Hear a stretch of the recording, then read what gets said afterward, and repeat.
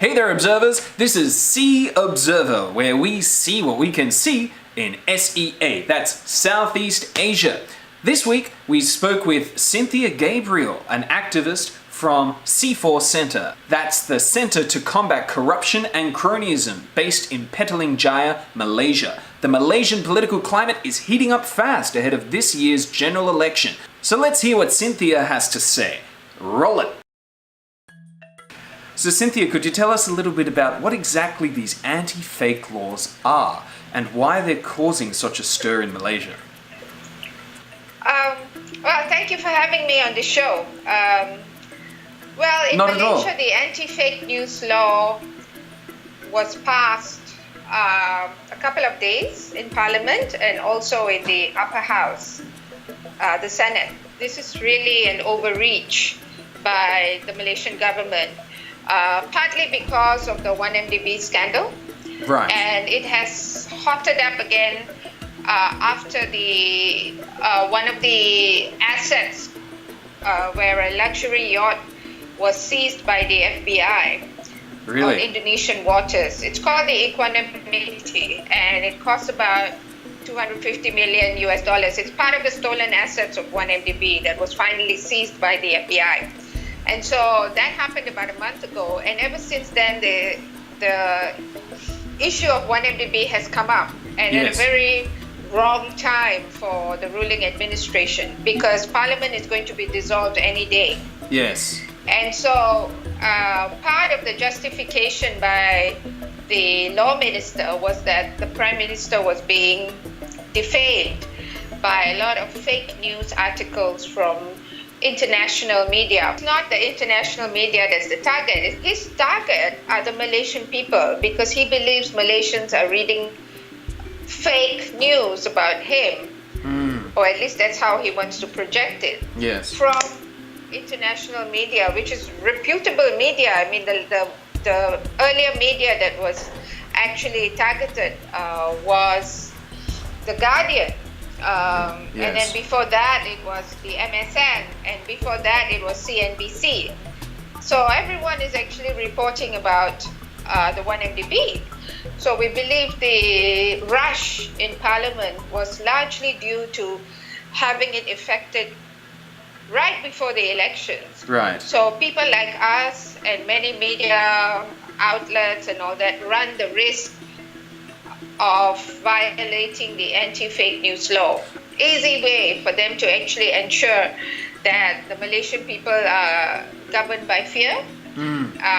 They will not openly say whatever they want to say on their Facebooks and Twitter and so on, with the hope that no one will then remember the massive theft that took place.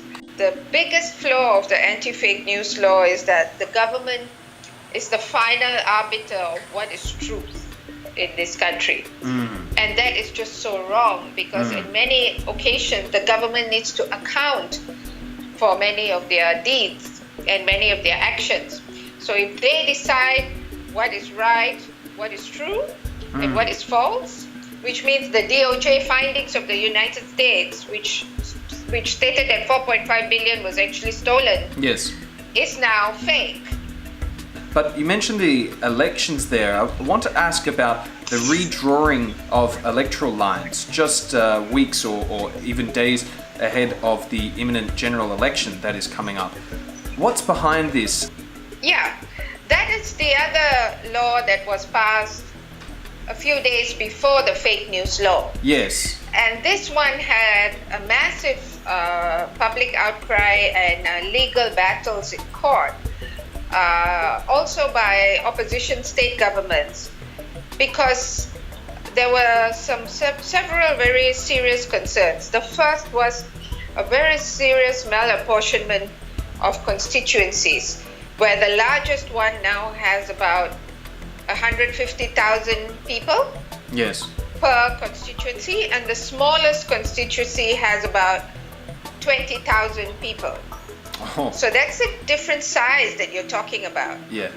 So an analysis was done by an expert to show that from the smallest constituency of 20,000 people or so, right up we have 222 parliamentary seats. So right up to 112, from smallest to the medium, which constitutes about 4.5 million people, you just need 2.2 million to win.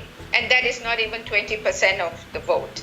So it's massive cheating by the ruling regime.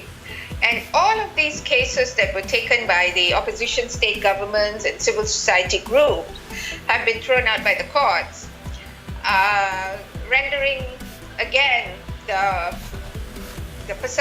perception and the fear that our institutions are not independent enough to actually take on matters like this of such major national interest, to actually deliberate a fair hearing for the citizens of Malaysia. And the second concern is how they have been gerrymandered and how they have been redrawn. They have been redrawn according to racial lines, which is very, very, very regressive for a country like Malaysia, which is very multi-ethnic. All the non-Malays have been lumped into big constituencies, and the Malay rural areas have been drawn out to make many other smaller constituencies. And instead of moving towards a more multi-ethnic, multiracial, moderate society that many countries think Malaysia is, now that concept has been trashed completely, because we're back to a soft kind of apartheid where Malays vote for Malays, Chinese vote for Chinese, Indians vote for Indians, other races vote for whoever they think serves their interests. And so the gerrymandering alone will guarantee a win for the ruling regime by means of cheating.